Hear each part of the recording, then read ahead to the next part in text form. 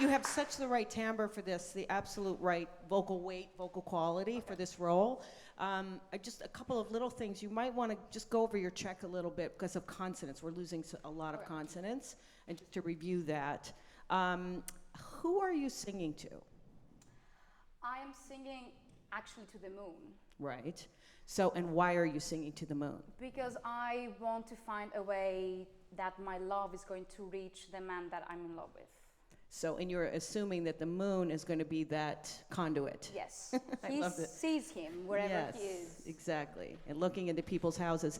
And also, I mean, that's what she says. You see into people's, but it's also this, this notion that you are water-bound, so the water nymph in a way. Why all the original drawings show her in a tree, I don't know. We've done those productions too, I guess you're closer to the moon at least, right? Yeah. So this is a fabulous aria for one verse. For two verses, it gets a little bit tedious if we don't make it come alive somehow. And so some of it is kind of painting the imagery of seeing him when he comes and he's actually in the water with you and you wrap your arms around him.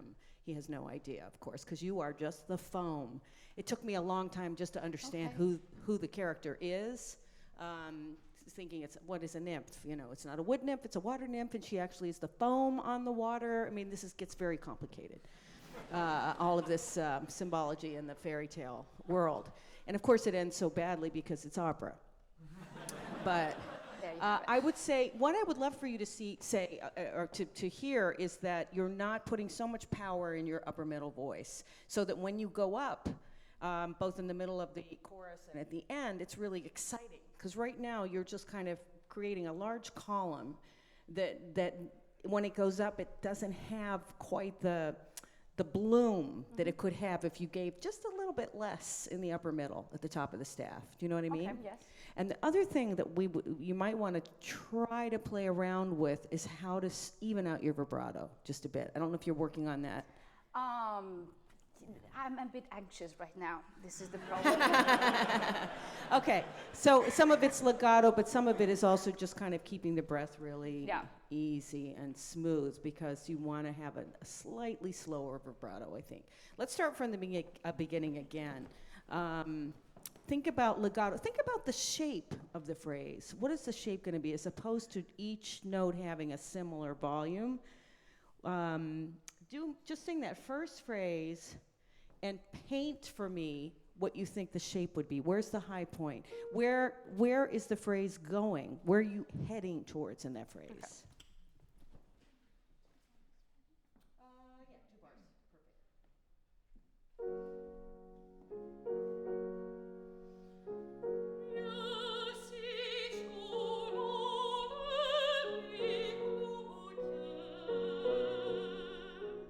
Perfect.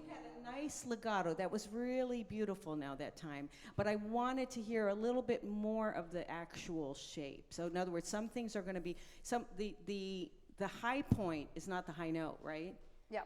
Da-da is probably the high point, where that's what you just sang to me. Mm-hmm. Now try and think, instead of pulling down, have that inner smile. Yes. This is easy.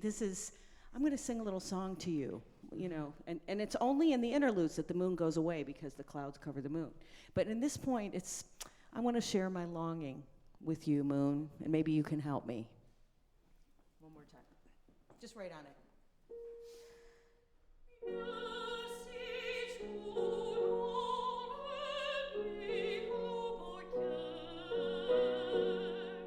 Super. Now play around. You need a mirror for this. I don't know if we have one. But play around with, again, lifting here as opposed to pulling down. Okay. I'm seeing mnya. Yeah. Yeah. A little bit sort of lighter. So you're singing a bit of higher resonance, slightly higher resonance.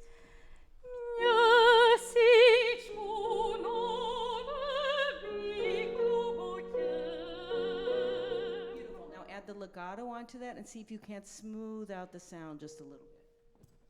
So just try it on straight tone. Straight tone, if you can. Beautiful. That's really good. That's really good. You can do it. I'm surprised. That's wonderful. Now, something in between? So it doesn't have to all have this kind of very fast vibrato on it.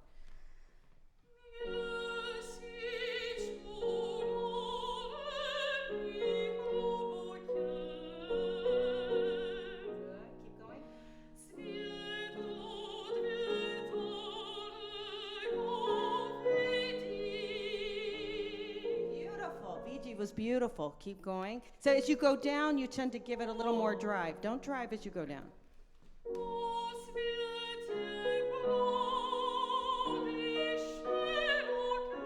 Good.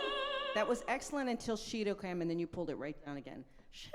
Let it be light. Let it be kind of open. The moon is your friend. You like the moon.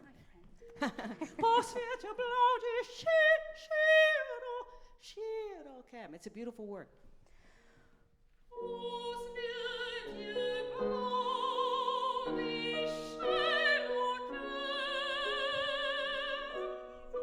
Now decrescendo and ease off the vibrato. That's a terrible vowel, isn't it? I know. It is. It's not Czech. It's not helping.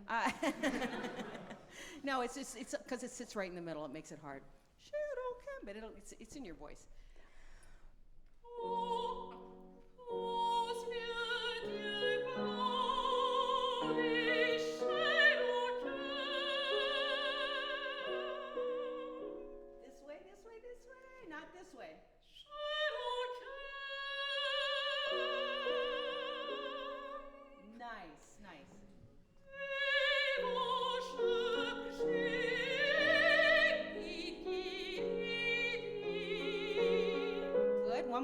One more time, slower vibrato. You can control it. If you can sing a straight tone, you can absolutely control the speed of your vibrato.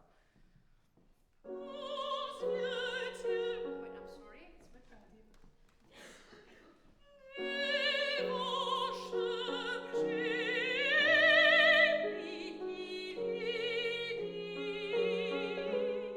Good, keep going.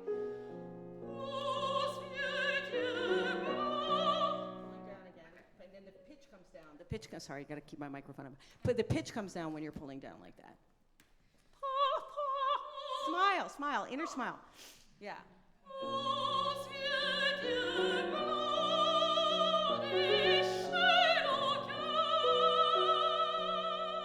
Just release it. These are little threads. It's a woven piece of fabric, and you are releasing the threads up from the bottom. Try a mezzo di voce on that pitch.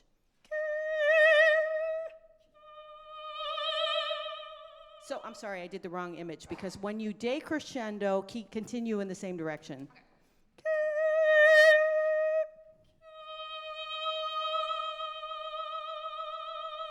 Okay, you didn't want to decrescendo.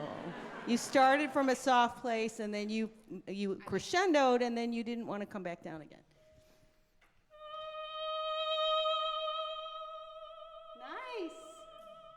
Beautiful, right? That's gorgeous. So this is an exercise actually you should be practicing in the practice room, mezzo di voce on different pitches and different dynamics, and then really develop your ear for continuing to slow down your vibrato. So let's keep going. But that was beautiful. So, and build that into the aria, because when you have figured out how to decrescendo without holding and pulling in, you're going to have so much fun. It's really fun to sing then, because you just allow it to spin. Think spinning. Where are we? No, let's go.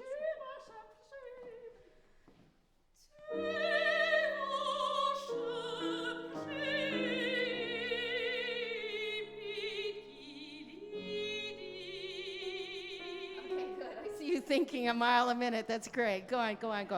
Yes, good.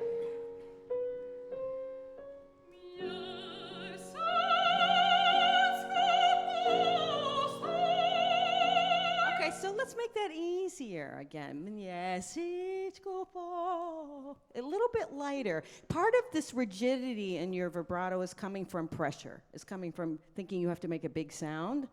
you have a big, ample, beautiful, rich voice naturally. You don't have to gild the lily. In fact, it doesn't help. Spin. It's also boring. If you sing every phrase the same, by the end of a 5 or 6 minute long aria, people are going, okay. So make it more interesting. We need a lot more variety.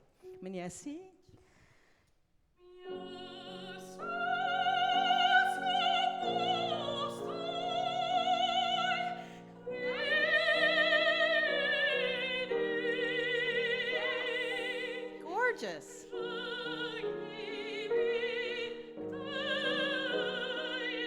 Easy. Now this one,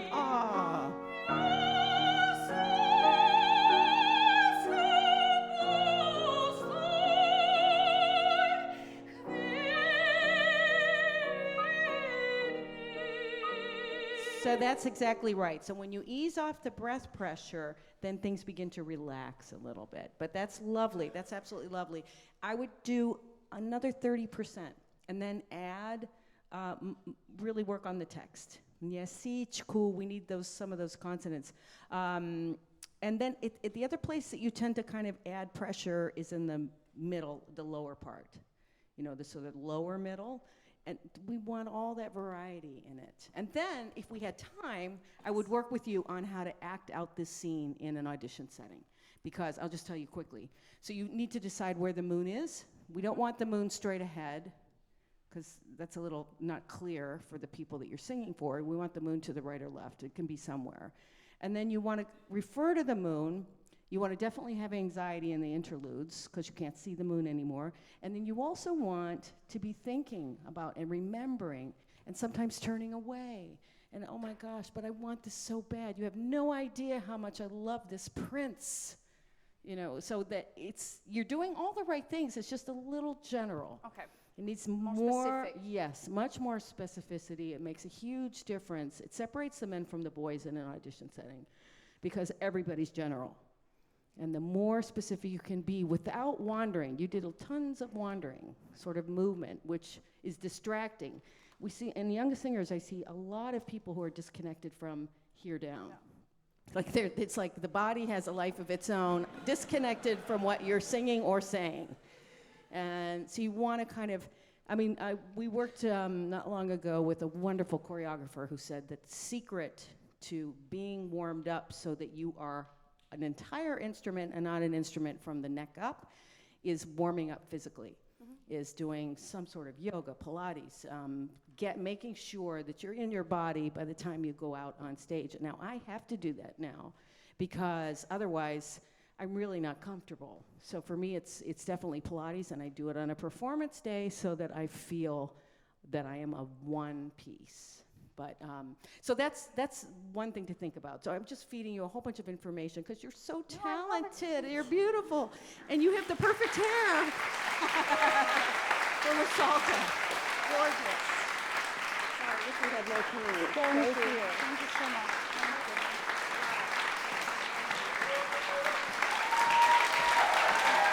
Beautiful talent.